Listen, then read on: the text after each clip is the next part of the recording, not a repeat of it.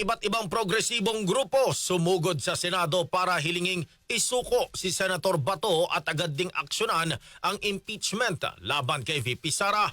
Kasama mo sa balita si Radyoman Gerald Ulep.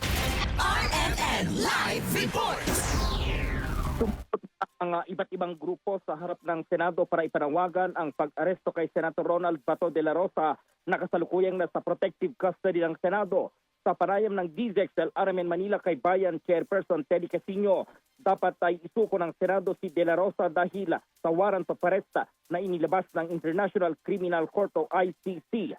Anya, hindi na kailangan ng manggaling pa sa korte ng bansa ang warrant of arrest para maaresto ang senador. Walang batas na nagsasabing ganyan. In fact, yung batas mismo natin na pinasa ng Senado at Kongreso ay nagsasabi na pwedeng isurrender ng mga otoridad ang isang tao na may warrant of arrest mula sa isang tribunal katulad ng International Criminal Court. So there is a legal ground for the surrender. Yun ang nangyari kay Rodrigo Duterte.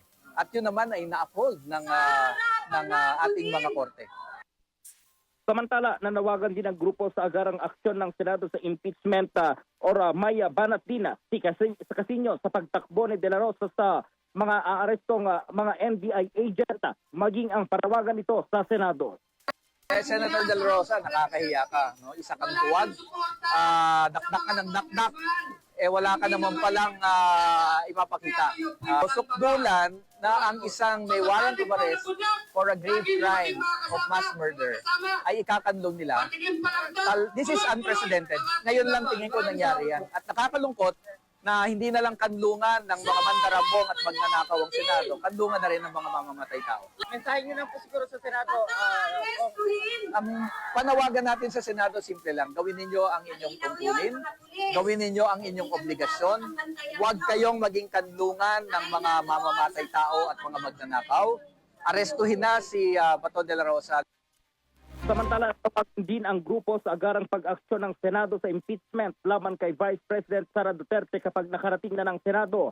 Ayon kay dating Congresswoman Franz Castro, dapat ay sundin ng Senado ang batas na agad talakay ng impeachment laban sa pangalawang Pangulo matapos ma-impeach si VP Sara sa Kamara. Swing na tayo dito sa impeachment, dito sa conviction ni Sara Duterte, impeachment conviction. Kaya wag natin itong tatantanan ang sa ginawa niya, no, na pagpayag, pag-approve nitong unconstitutional na paglabas ng confidential funds. So ito yung pinakagrabe na kasalanan ng Sara Duterte sa atin at sa mga mamamayan. Samantala, maaga namang tinapos ng mga progresibong grupo dakong alas 11 ng umaga ang isinagawa nilang kilos protesta. Kasama mo sa DZXL RMN Manila, Radyoman Gerald D. Ulep sa Taak, RMN.